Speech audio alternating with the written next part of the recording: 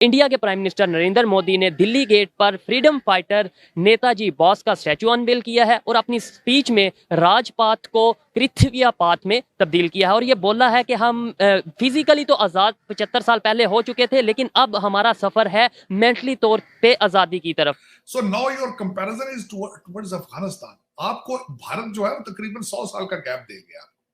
पहले मैं 50 साल समझता था।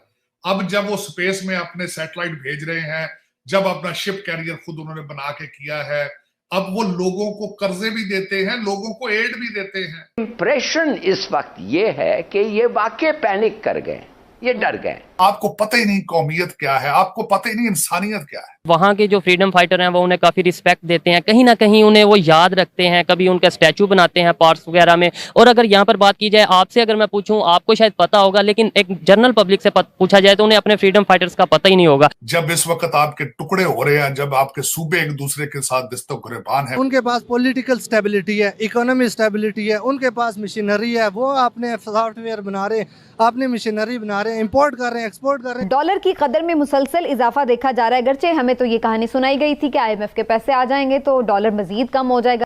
आप मांगने जाते हैं, वो देने जाते हैं, तो किस चीज का कंपैरिजन करेंगे आप? आपने शलवार कमीज का कंपैरिजन करना है। रिसेंटली इंडिया के प्राइम मिनिस्टर नरेंद्र मोदी ने दिल्ली गेट पर फ्रीडम फाइटर नेताजी बोस का स्टैचू अनवेल किया है और अपनी स्पीच में राजपाथ को पृथ्वी पाथ में तब्दील किया है और ये बोला है कि हम फिजिकली तो आज़ाद 75 साल पहले हो चुके थे, लेकिन अब हमारा सफ़र है मेंटली तौर पे आज़ादी की तरफ। इंडिया की अगर बात की जाए, वहाँ के प्राइम मिनिस्टर ने रिसेंटली अपनी स्पीच में ये बोला है कि अब हमारा सफ़र हकीकी आज़ादी, जहनी आज़ादी यानी मेंटली आज़ादी की तरफ है। तो इसी वाले से पाकिस्तान की यूथ से बात कर रहा हूँ कि ऐसी क्या वजह है कि हम और इंडिया वाले 1947 से पहले इकट्ठे ही थे और आज हम जहनी तौर पर आज़ाद हैं या नहीं? देखिए जी, जहाँ तक मेरा नज़रिया, जहाँ तक मेरा पॉइंट ऑफ व्यू है, हम बिल्कुल आज़ाद नहीं है, क्योंकि दो कौमी नज़रिए की बुनियादी ये थी कि दो डिफरेंट कौमें जो हैं वो आज़ाद हों। लेकिन आज आप बांग्लादेश को और इंडिया को देखें, वो लोग, जैसे आपने बात की कि उनके प्राइम मिनिस्टर ने कहा कि हम जो है ना वो मेंटली तौर पे आज़ाद हो रहे हैं, लेकिन हमारी कौम अभी उनके कहने की बात के अलावा भी अगर देखा जाए, उनकी पॉलिसीज़ देख लें, वो अपनी पॉलिसीज़ इंडिपेंडेंटली बनाते हैं। इंटरनेशनल पॉलिसीज़ की बात कर रहा हूँ, हमारे यहाँ पे वो पॉलिसीज़ उस तरीके से नहीं बनाई जाती। आप इस चीज़ से एग्री करेंगे? बिल्कुल एग्री करूंगा। हमारे यहाँ जो पॉलिसीज है ना, वो सिर्फ और सिर्फ ऊपर से ऑर्डर आते हैं, ठीक है, गोरा आता है, डू मोर करके चला जाता है। इंडिया की आज़ादी की बात की जाए, मतलब पॉलिसीज़ की बात की जाए, कैसे आज़ाद हैं, उसकी एग्जांपल ये है कि रशिया और यूक्रेन की वार थी, उन पे सैंक्शंस थी कि आपने जो उनसे ऑयल नहीं लेना रशिया से, फिर भी उन्होंने ऑयल लिया और काफ़ी ज़्यादा ऑयल लिया। पूरी दुनिया को इस चीज़ की खबर है और काफ़ी उनके चर्चे भी हुए। इसके अलावा बात की जाए दूसरी इंटरनेशनल पॉलिसीज़ की, जहाँ उनका दिल करता है वो चाइना के साथ ट्रेड करते हैं, जहाँ दिल नहीं करता वो नहीं करते। अमेरिका के साथ दिल करता करते हैं, दिल नहीं करता नहीं करते। तो आखिर क्या वजह है कि हमारे साथ ही थे और वो आगे निकल गए, मेंटली तौर पर भी और वैसे भी? देखिए जी, शहबाज शरीफ को जितना मर्जी क्रिटिसाइज करें, लेकिन उसकी बात बिल्कुल ठीक थी कि beggars can not be choosers.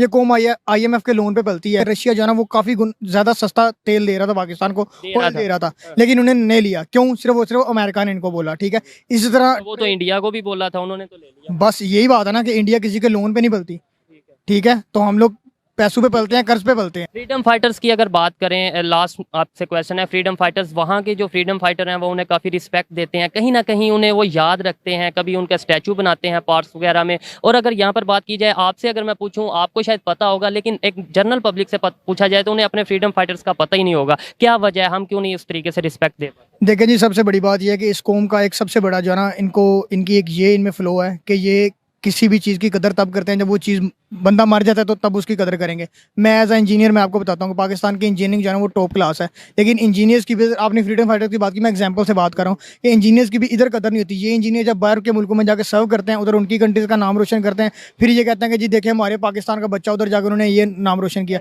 तो इस मुल्क में इन चीज़ों की कदर ही नहीं है। इस मुल्क में जो अच्छा बंदा है, फ्रीडम फाइटर है, कुछ भी है, टैलेंटेड बंदा है, इसकी कदर ही नहीं करते, उल्टा उसको दबाते हैं, उसको नीचे करते हैं। तो ये मुल्क कैसे आगे जा सकता है? So now your comparison is towards Afghanistan. आपको भारत जो है वो तकरीबन 100 साल का गैप दे गया। पहले मैं 50 साल समझता था। अब जब वो स्पेस में अपने सैटेलाइट भेज रहे हैं, जब अपना शिप कैरियर खुद उन्होंने बना के किया है, अब वो लोगों को कर्जे भी देते हैं, लोगों को एड भी देते हैं। आप मांगने जाते हैं, वो देने जाते हैं, तो किस चीज का कंपैरिजन करेंगे आप?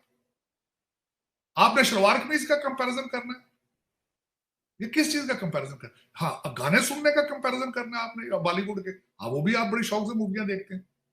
लेकिन किस चीज का कंपैरिजन? अब मुझे को देख को बताए ना बंदा ये कि ये फलां चीज का कंपैरिजन हम करेंगे। खान साहब 3.5 साल गवर्नमेंट में रहे हैं तो उनको सख्त क्रिटिसाइज करते रहे। जब हुकूमत से निकले हैं तो डॉक्टर जयशंकर के गीत गाने शुरू कर दिए उन्होंने। और कंपैरिजन देखें किस खूबसूरती के साथ बेवकूफ बनाते हैं। कहते हैं उनकी फॉरेन पॉलिसी देखें, ओ खुदा का नाम हो, पैसे देने जाते हैं, चीजें खरीदने जाते हैं, आप पांव में रगड़ रगड़ के मांगने जाते हैं। एक कस्टमर का और मांगने वाले का कंपैरिजन नहीं किया जा सकता चीमा साहब। हाँ साहब को ये किसी ने बताया नहीं है, कौम को बेवकूफ बनाते हैं। मैं कई दफा मैंने आपको कहा है कि आपके लीडरान या आपके जितने रूलिंग एलीट है, ये बाहर बैठती होगी, लोगों के साथ क्या डिस्कस इन्होंने करना है? डिस्कस करते होंगे, हाँ यार पैसे दो, मेरे उधर इंग्लैंड में मेरा प्रोजेक्ट, मेरे मकान के कंस्ट्रक्शन शुरू हुई है तो उसमें मेरे बच्चे की ट्यूशन फीस के लिए पैसे दे दे। क्या करते हो? एक्सपोर्ट, आपका एक्सपोर्ट क्या है? लोग सियालकोट के फैसलाबाद के इंडिविजुअल बेसिस पे एक्सपोर्ट कर रहे हैं चीजें, हिम्मत है उनकी। उसकी वजह यह है कि आपकी बिजली इतनी महंगी हो चुकी है कि आपने आज तक किसी इंडस्ट्री को सब्सिडी दी नहीं है। आप अपनी एक्सपोर्ट को बढ़ाना चाहते ही नहीं है। मेरा चैलेंज है इस वक्त, कोई भी लीडर आपको road map to the economy की सक्सेस के लिए वो दे रहा है रोड मैप? नहीं। हाँ सब जहां जाते हैं कहते हैं मैं तबलीग कहा कि मुस्तकबिल में खाना किस तरह खाना है। आपकी ट्वीटों के साथ लोगों के पेट नहीं भरेंगे। आप बार बार ला इलाहा इल्लल्लाह का मतलब समझाते हैं और वो भी चेंज कर लेते हैं बार बार।